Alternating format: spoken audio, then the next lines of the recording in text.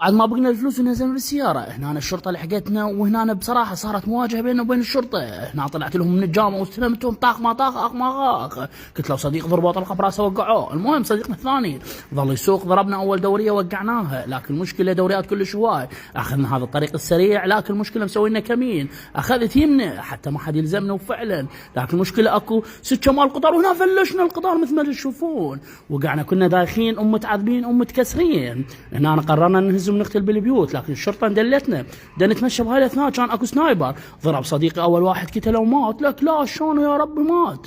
وهنا أنا صديقي الثاني ايضا ضرب وانقتل.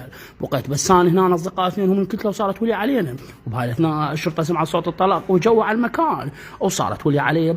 المشكله ظليت اضرب بهم، قتلت اكثر عدد من الشرطه. لكن هنا أنا شفت واحد لزمته سويته رهينه، قلت له ما تروح انت اليوم تنقذني. وهنا الشرطه وقفوا، لكن المشكله انهزم من عندي وقررت انهزم.